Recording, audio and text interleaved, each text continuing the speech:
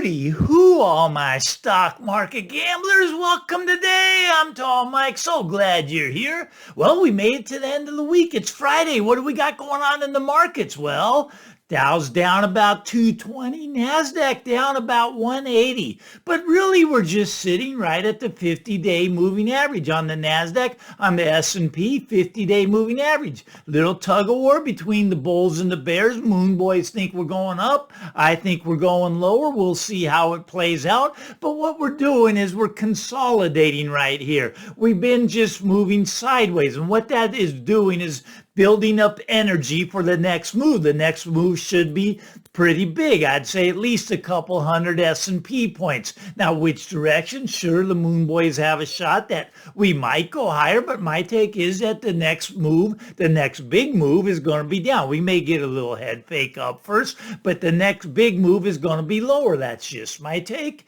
Your take may be completely different. Now, before we get over to the real estate side of things, I want to talk a little bit about inflation. Now, there's some strange headlines out there. Anyways, Americans think that inflation is cooling. Why are they pushing this narrative? Americans don't believe that.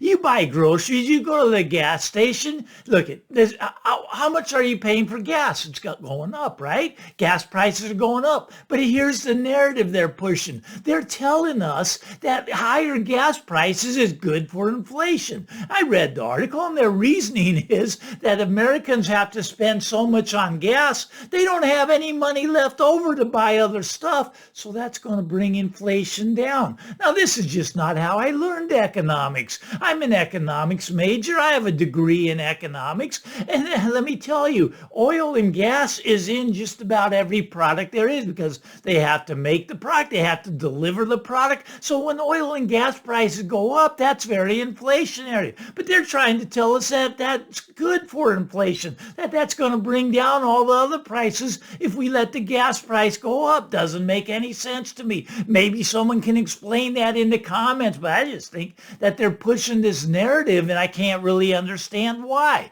Very interesting, very interesting. All right, so I want to talk a little bit more about the banking system. Now, I've been telling y'all every episode, banks are in trouble, banks are in trouble. Finally, some people starting to agree with me. FDIC, they say the banks are in trouble. They say they're under stress.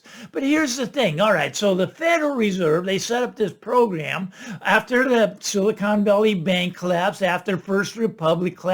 I mean, we've lost 4 of the top 40 banks. That's 10% of the banks gone this year so far. We're not close to done yet.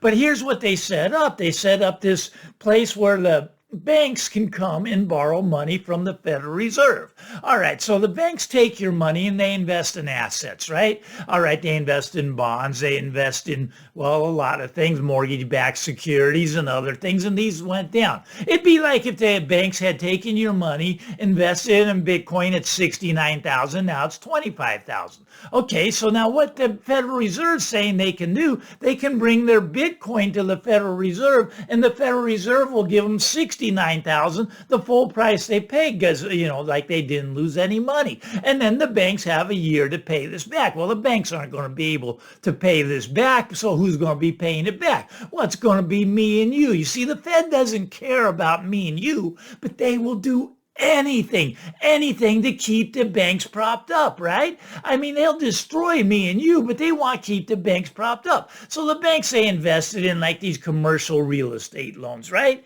They've got all this paper on their books, and commercial real estate loans are down about 50%. Vacancy rates are down about 50%. It's coming down, right? Those loans aren't worth anything, but they just go give them to the Fed, and the Fed pays them the full amount. And of course, we're going to be on the hook for that when these banks go under. Now, why do I think the banks are going to go under? All right, let's talk about this. Let's talk about what zombie companies are. Zombie companies. Now, what's a zombie? I really don't know. I guess it's like The Walking Dead is the show, right? So it's a company that's already died, but it's still in business. Okay, so a zombie company is a company that cannot even make their interest payment on their debt, let alone pay off the debt. They can't even pay the interest on the debt. debt. They don't bring in enough money. They're a dead company. They should have been flushed out a long time ago. But the Fed has kept the rates artificially low at 0% and allowed these zombie companies to borrow money for basically free, right? So they'd stay alive. They'd stay alive. Now, in a normal, healthy economy, there would be about 1 out of every 25 companies would be a zombie company. Okay, 1 out of every 25 would be a healthy market, a normal market, if you will. We are not in a normal market right now. It's 1 out of every 5 American companies qualifies as a zombie company. And what's going to happen is these companies are going to, well, there's 2 things that could happen. Okay, they're either going to get bailed out by your money, my money, right? The government's going to give these companies a bailout. We're going to kick the can down the road, but that's what we've been doing. You see, people think that a recession is really a bad thing, but what a recession does is flushes out the bad investments, the malinvestments. It flushes them out. And these zombie companies would already be gone, but we haven't allowed a recession to take place for the last, well, that's called 14 years, right? So we just keep lowering the interest rates, we keep printing money, and everything keeps going along, keeps going up. Well, there's a time now where we cannot continue to do that because of the inflation numbers. And maybe that's why they want us to think that inflation's improving. Maybe that's why they want us to think that gas prices going up is good for inflation. The inflation numbers is not allowing the Federal Reserve to bail out these zombie companies anymore with free money. They had to raise rates. They raised rates from 0% to 5.5%. Now, corporate money, corporate debt is usually refinanced every 3 to 5 years. So these zombie companies have all this debt on their balance sheet, right? Now, who owns this debt? This debt is owned by the banking system, okay? So the banking system owns all this debt in these zombie companies. Now, if these zombie companies do not get bailed out by the Fed, meaning my money, your money, if we don't get to give it to the corporations, because that's what they do. They protect the corporations. They don't protect me and you, right? So maybe they bail them out again. I don't think they can, though, because of the inflation problem. But maybe they try that. But anyways, these zombie companies are going to get wiped out. They're going to go away. Okay, so when these go away, you got 1 out of every 5 companies in America is a zombie company. Can you imagine what the stock market would look like if 20% of the stock market went bankrupt? It looked really ugly, right? And that's going to happen. It's got to happen because we got to let it flush out at some point. Nobody likes pain, so we're putting the pain up, but the pain's going to come all at once, where 20% of the companies are going to get wiped out. Now, what happens when those 20% of companies gets wiped out? That's right, the jobs go away. It's millions and millions of jobs, more than 10 million. Okay, so you get 10 million people out there walking around without a job. You see, in 2008, we had the subprime crisis, but now the subprime is subprime jobs. These jobs are not real. They shouldn't even be in existence because the company should be allowed to fail. They should be allowed to fail and take that investment and put it to companies that are successful. But we can't have that because that'd be very painful. We'd have 10 million people walking around without a job. So we have subprime crisis, but the subprime crisis is in the job market. The jobs are not real. They're not real. They're phony. They're going to go away. And when you get 10 million people unemployed, what is that going to do to the housing market? Okay, what's it going to do? Well, there's also articles right now that the housing market, well, mortgage rates are stuck. They're stuck. Isn't that funny? Stuck? They're stuck above 7%. They're also stuck below 8%. You see, I think that they're going to go above 8%, 9, 10% mortgage rates. You see what's going to happen when all these people get unemployed, when the zombie companies go away, these people are going to not be able to pay their mortgages and they're going to have to put their homes onto the marketplace. But Mike, the Fed will just lower rates and mortgages will come straight down. I don't think you quite understand what I'm talking about if that's your belief. Okay, all right. So the government, okay, yes, they could lower interest rates, but when the zombie companies go out of business, the banks are holding all the paper on the zombie companies. And this is like it's like almost $1 trillion that the banks are holding that's going to go to zero. The zombie companies are going to get wiped out. 10% of of the workforce, basically unemployment rates, going to go up past 10%, 10 million people walking around without a job. You go out and you try to sell your house at that time, it's too late. Everybody will be dumping the inventory onto the marketplace. They'll be dumping their houses out as fast as they can. They can't make the payments. The banks will be taking the houses back. Foreclosures will be in the millions. 5, 10 million foreclosures coming on. Now, that takes time to play out. Not going to happen tomorrow. These are the good times, right? We live in the very good times right now. This is like the roaring 20s, right before the 1930s. A lot of you know what happened in the 1930s. Wasn't that good of a time, really. But we're in the good times right now. You can get close to the price Billy Bob got. Now, I know a lot of my haters, they say, Mike, you come out every day and say the same thing over and over again. And they'd be correct, except they're wrong. It's every other day. You see, the haters, they just want me to go away. The people that love me, they want me to have a video every day. But I do say the same things over again because nothing's changing. Look at the pain is coming. The foreclosures are coming. The banking system in so much trouble right now. Look at, I'm not saying they can't bail everybody out. Look at, we're the United States of America. We can print as much money as we want. Yes, we can. We have the reserve currency, Mike. It's never gone into hyperinflation yet.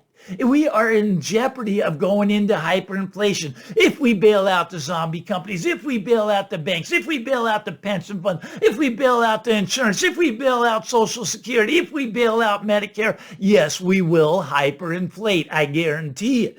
Okay, now maybe we start to do the right thing and become fiscally responsible. We're beyond the point of no return, though. I mean, there's going to be pain felt. There's no way to get out of this mess without a lot of pain being felt. We have to let those companies flush out. Zombie companies should not be in business. They have a bad business model. The business model doesn't work. It doesn't make them profitable. They can't even pay for their interest on their loans, let alone paying the loans off. So the haters are right. I'm going to keep talking about this because it's a problem. The banking system is called systemic risk. Okay, now houses, very local to your area, and I know your area only goes up. You live in the great area, no divorce, no death, no job losses, and that's great. I want to move there, right? Because that's a great area. But look at when you get the systemic risk can bring down every area, including your beautiful area. All areas will go down when the system breaks, right? Okay, so, but Mike, they're going to prop it up. We're going to print. We might be right on that. We may print a lot of money. And look, there's a couple of ways that a house can revert back to the mean, right? Okay, now my take is that people can't afford to buy a house right now. The affordability factor is way off. I mean, interest rates have over doubled, but prices didn't come down. So this is the worst time in history to go out and buy a home, right? But if you hurry up, you can hit the top, man. You can hit the top because we're not going to stay here that much longer. Now, how much longer, Mike? Can I buy a house next year? I really don't know the timing of it. I just know what's going to happen. I mean, you can see it. It's common sense. A lot of people say that I just make this stuff up. Look at Google some of this stuff. Google zombie companies. Google what percent of American companies are zombie companies. It's 20%. You can find this out. You can do your own research. Maybe your take is that zombie companies are really good. Maybe your take is that high gas prices is great for inflation. Look at that's just not how I see it. It's common sense. That's all I see it is. I'm no guru. I don't have anything. I'm just an old guy, man, that comes on every other day and starts screaming, hooty hoo. That's all I do, right? I mean, that's what people think I do. Actually, these shows, they do take some research. I do research. That's what I do. A lot of people think I just make this stuff up and they think that I just go out there gloom and doom so that I can, like I'm selling you something. Look, I don't want this to happen. This is not what I want to happen. I want to live in your area where houses only go up, where there's no death, where there's no divorce, and where there's no job losses. I want that to be reality, but it's not. It's not reality. And we got a problem right now with the system. The system has a big problem, and it could be going down soon. I'm telling you, this is not good. Houses are going to be coming down. There's no other way, right? Now, a lot of people think that, well, maybe we could just inflate our way out of this. And they're going to inflate. There's going to be a lot of inflation. There's going to be inflation at the grocery store. There's going to be inflation at the gas pump. But you know what? That's going to leave less money to pay your mortgage, okay? So a lot of people are not going to be able to make their mortgages because when they have to decide between food, eating, or paying their mortgage, which one are they going to take? They're going to take buying food, so they don't have enough money left over to sell their mortgage. What happens? That leads to a foreclosure. Now, back in the old days, like 5 years ago before the pandemic, you could actually foreclose on people. Now it's a process.